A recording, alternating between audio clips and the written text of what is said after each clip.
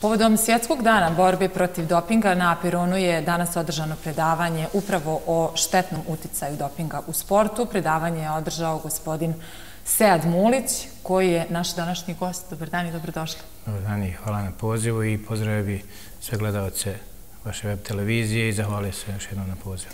Vi ste stručni saradnik u Agenciji za antidoping kontrolu Bosne i Hercegovine. Imate dosta zadataka, međutim mislim da su prioritetna dva: kontrola i prevencija dopinga. Ili biste vi obrnuli ovaj moj raspored? Kako se boriti protiv dopinga? Pa evo na početku bi samo, kako bi se gledalci upoznali uopšte sa našim radom i nadležnostima, rekao da kako smo uopšte i formirani. Dakle, postojala je u praktičnom smislu realna opasnost da Bosna i Hercegovina, odnosno sportisti iz Bosne i Hercegovine dobiju zabranu nastupanja na međunarodnoj sceni od strane Međunarodnog olimpijskog komiteta, isto tako i da se takmičenja međunarodnog karaktera organizuju u našoj zemlji i reagovalo je predsjedništvo Bosne i Hercegovine, ratifikovana je Međunarodna konvencija protiv dopinga u sportu. Poslije toga smo mi, odnosno agencija osnovana Zakonom o sportu i sistematski je riješena na državnom nivou ta borba i samim tim, evo, ta realna opasnost za naše sportiste je otklonjena. A zamijenio bi redoslijed, dakle, primarni cilj agencije je prevencija, edukacija, a onda ide taj represivni doping kontrola. Dakle, borimo se na način tako da dolazimo do sportista, odnosno svih tih ciljnih grupa, edukacijama, edukativnim aktivnostima, radionicama, da podignemo svijest ne samo o tome da sportisti ne budu u toj nefair borbi u sportu u Bosni i Hercegovini, odnosno se bori protiv dopinga u sportu, nego i da se sačuva zdravlje mladih sportista. Je li Bosna i Hercegovina spremna za ovu doping kontrolu? Koje su aktivnosti do sad urađene od strane vaše agencije? Pa naravno, evo s ponosom možemo reći da evo 7. godinu već radimo uspješno, da dobijamo pohvale kako od Svjetske antidoping agencije, tako i međunarodnih sportskih federacija. Dakle, ono što radimo, moram spomenuti da posjedujemo već godinama taj code compliance, odnosno da imamo usklađenost antidoping pravila sa Svjetskim antidoping kodeksom. Što se tiče nadležnosti, znači radimo prevenciju i edukaciju, radimo doping kontrole na međunarodnim takmičenjima u Bosni i Hercegovini, na domaćim takmičenjima, na treninzima, dakle, članovima registrovane test grupe. Ima puno posla. U zadnje vrijeme, evo, nešto kasnije ću možda spomenuti da ima međunarodna obaveza da svi sportski savezi u Bosni i Hercegovini moraju uskladiti antidoping pravila sa pravilima svojih međunarodnih krovnih federacija. Čeka nas taj posao. Prvi monitoring je sada u junu kada moramo poslati izvještaj ko je šta uradio, ali mislim da će se uspješno obaviti taj dio posla. Ajde da pojasnimo gledalcima. Na kojim to sportskim takmičenjima, sportskim igrama, kako god da nazovemo to, se provjeravaju u stvari sportisti na doping? Pa što se tiče Bosne i Hercegovine, sve doping kontrole vrše se na osnovu plana doping kontrola koji da na početku godine usvoje, odnosno donese, stupa na snagu kada direktor potpiše. Svi naši planovi doping kontrola usklađeni su sa specifičnim, a obavezujućim TDSA dokumentom Svjetske antidoping agencije u kojima su izrađeni postoci kojih određenih sportova trebamo raditi, naravno po rizicima po sportovima prije doping pozitivnih sportista. Nakon toga, znači, šta radimo? Radimo obično državna prvenstva, radimo kupove, radimo sve te neke u premijer ligama, odnosno u tim premijer, odnosno najvišim rangovima takmičenja. Pojavljujemo se, dolazimo naravno bez najave. Radimo kontrole, u zadnje vrijeme smo počeli kontrole koje su izuzetno se pokazale pozitivnim. Radimo doping kontrole izvan takmičenja, to jest dolazimo na treninge u klubove. Radimo kontrole na međunarodnim takmičenjima. Kao recimo jedno od tih je bilo i svjetsko juniorsko prvenstvo u rukometu koje je bilo u Bosni i Hercegovini gdje smo izuzetne pohvale dobili od Internacionalne rukometne federacije i jedan od vidova doping kontrola su i doping kontrole članova registrovane test grupe gdje naši vrhunski sportisti šalju nama informacije o svojim lokacijama, terminima, također im iznenada dolazimo i ono što mogu reći da je ono što nas očekuje, dakle počeli smo radimo kontrole urina, kontrole na uzorke krvi, i sve češće ćemo i raditi. Radimo dodatne analize na eritropoetin i hormon rasta i uskoro nas očekuje i biološki pasoš, to jest vađenje krvi, odnosno vađenje uzoraka krvi i stavljanje u određenu bazu podataka gdje se hematološki parametri analiziraju. Koliko su neki hematološki pokazatelji veći, smatra se da je sportista uzimao ili uzima već doping sredstva, pa se ti sportisti malo više i češće testiraju. Sad vi rekoste da dolazite nenajavljeni. Međutim, svaki sportista zna da u svijetu sporta postoji i vaša agencija je sad u Bosni i Hercegovini, u svijetu naravno da ne govorimo. Međutim, znaju da će biti provjeravani prije ili kasnije. Šta se to desi u glavi da ipak odluče na takav korak? Pa ono što mi pretpostavljamo je traženje, znači, menadžera. Znači, veliki je pritisak, veliki je novac u sportu i veliki je pritisak od menadžera, trenera, uprava, pa čak i roditelja. Evo, na terenu čak u zadnje vrijeme je sve veći utjecaj roditelja, vjerovatno zato što imaju svoje neostvarene neke ambicije, pa pokušavaju to preko svoje djece i, nažalost, pribjegavaju čak i davanje od suplemenata do suplemenata koji su kontaminirani sa nedozvoljenim sredstvima. Naravno da znaju i sad zanimljivo je da smo i da su na doping kontroli pali i neki sportisti koji su članovi registrovane test grupe, a te sportiste testiramo i oni znaju da im ne znaju datum, odnosno termin i lokaciju kad ćemo doći, ali znaju da će biti testirani više nego u većem postotku nego sportisti kojima dolazimo na takmičenja i opet pokušavaju da prevare, da kažem, sistem, pokušavaju da prevare sport, pokušavaju da prevare, znači, sve te protiv koji se bore, odnosno protiv koji igraju i, nažalost, dakle, nije sad stvar, malo prije sam napomenuo, nije sad stvar da li ćemo nekog uhvatiti ili ne.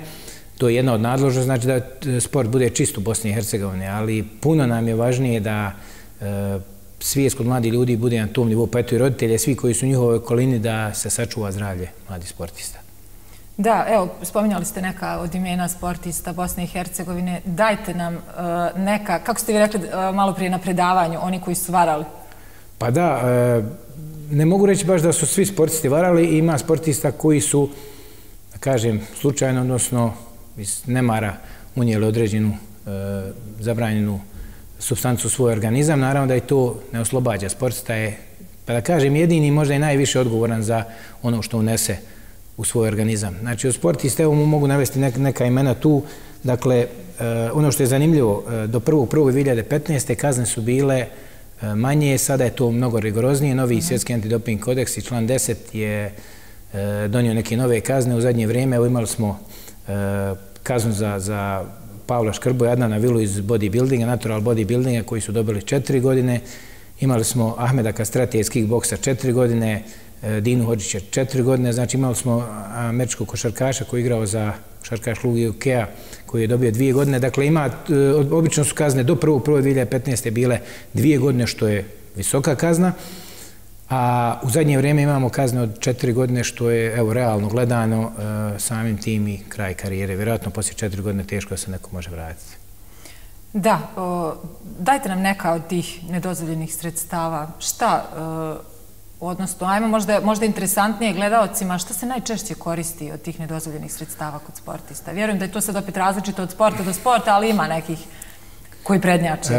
Različito je od zemalja do zemalja. Dakle, Bosna i Hercegovina finansijski samo ulaganje u sport nije veliko, pa samim tim se i ulaganje u doping sredstva, naravno da ne može biti nešto na nekom velikom nivou, što nas i raduje. Međutim, evo, u Bosni i Hercegovini primat drže narkotici, što je zanimljivo kako za svjetsku antidoping statistiku, tako i za nas. S obzirom da nema puno novca, onda sportisti pribjegavaju, znači uzimaju narkotike više, kako oni to kažu, u rekreativne svrhe, uzmu prije takmičenja, dakle, marihuana, amfetamini, dakle, imali smo košarkaša kojeg sam spomenuo, koji je koristio kokain, dakle, oni nisu uzimali za povećanje fizičkih, odnosno sportskih performansi, nego više rekreativno za svoje neko zadovoljstvo i s obzirom da određene supstance, kao što narkotici, uopšte ne utiču na podizanje snage kod sportista i izdržljivosti, pa nas često pitaju ovako na edukacijama zašto je to na listi. Pa ja postavim kontrapitanje da inače na listi je zato što narkotici nisu u etici, odnosno nisu u skladu sa sportom, što je sasvim logično. Međutim, ja pitam iste te trenere, roditelje, da li bi oni svoje djece dozvolili da uzmeju narkotike, bez obzira što ne utiče na sportske performanse, odnosno neki bolji rezultat, pa su mi sami dali odgovor da naravno da ne bi. Na drugom mjestu su anabolici i steroidi, to obično uzimaju sportisti u kickboksu, u bodybuildingu, znači u ovim sportistima gdje je potrebna snaga, i na trećem mjestu su stimulansi. Tako da, za razliku od drugih zemalja, evo vidite sami da su narkotici na broj 1, što je, evo da kažem, malo specifična situacija odnosno druge zemlje. Da, vi niste ljekar, međutim, dosta se susrećete sa svim tim stvarima. Koji problemi onda nastupe kasnije posle uzimanja tih takvih nedozvoljenih stvari?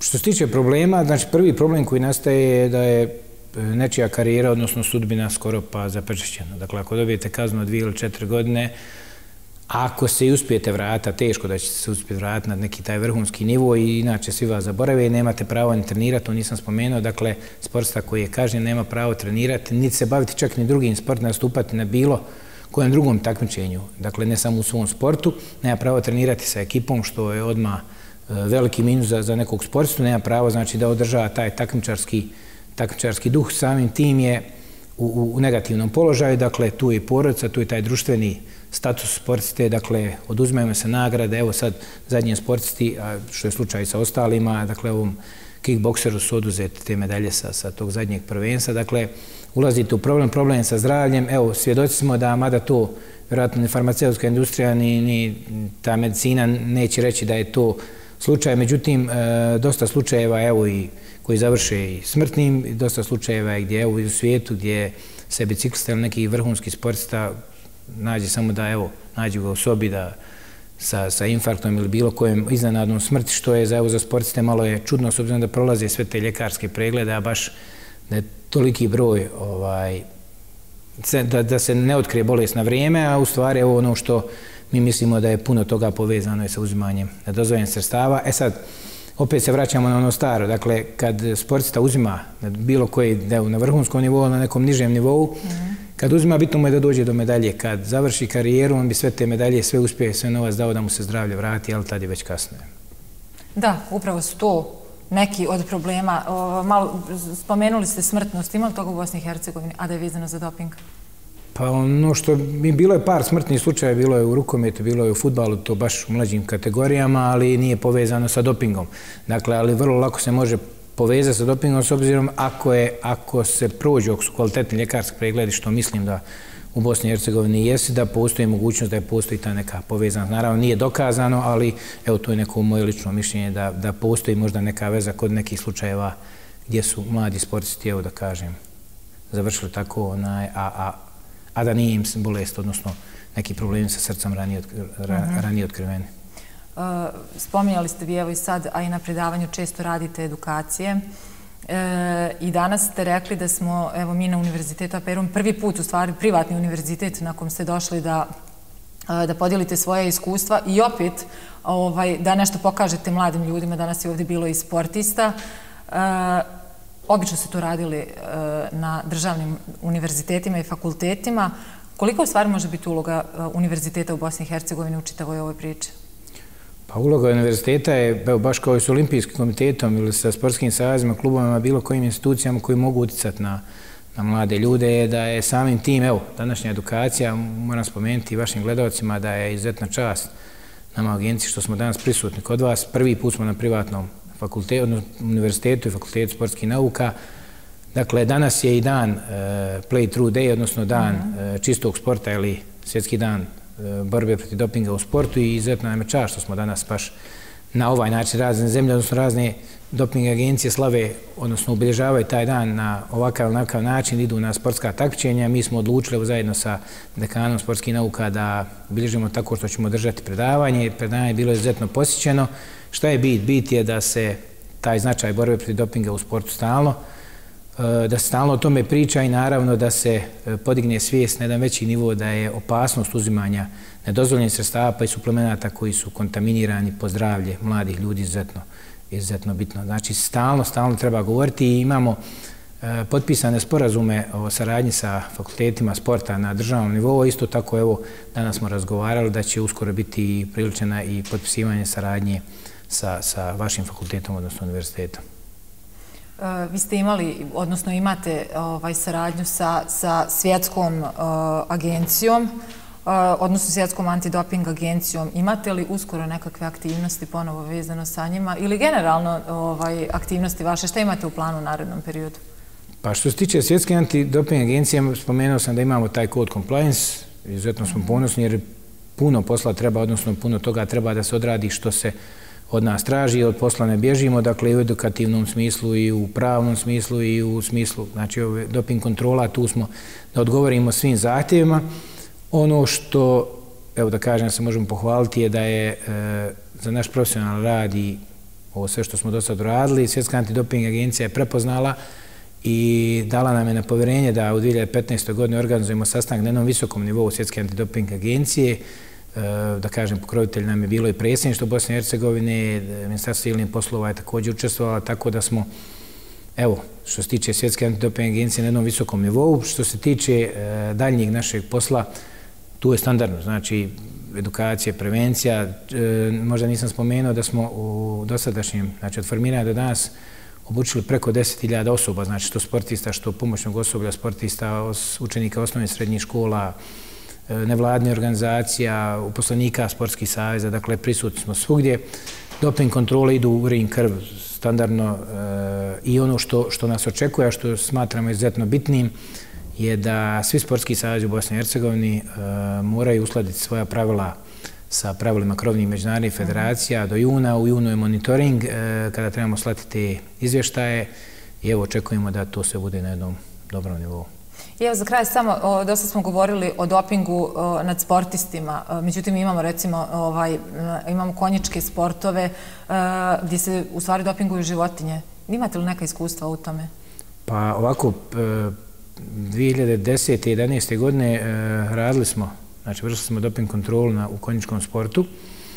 Bilo je par pozitivnih slučaja, da kažem par pozitivnih grla koji su bili kažnjeni.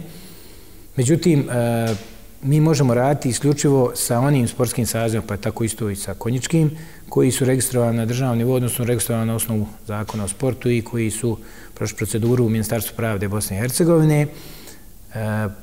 Pravno, konjički savez još nije se ni ujedinio, znači ima dva konjička saveza, prvo se moraju ujediniti, moraju uskladiti svoja pravila sa FEI-em, odnosno Međunarodnom konjičkom federacijom, i nakon toga ćemo opet, naravno, stupiti u saradnju s njima i raditi, a dotad, znači bilo koji savez, pa tako i konjički, ukoliko nije riješio pravno svoj status, mi ga ne radimo, jer ukoliko dođe do antidoping prekršaja, onda ga nema ga ko sprovesti, odnosno nema ko sankcionisati kako sportistu, tako i klub. Tako da je u narednom periodu vjerovatno, ako se riješi pravni status u konjičkom savezu, opet ćemo se vratiti, jer ima dosta slučajeva koji su, gdje su dopingovani konji, odnosno grla. Evo, mi se nadamo da ćete vi biti što uspješniji baš u tom prvom dijelu, odnosno u edukaciji, kako bismo imali što manje mladih ljudi koji uopšte posežu za tim nedozvoljenim stvarima u sportu. Hvala vam lijepo na ovom razgovoru.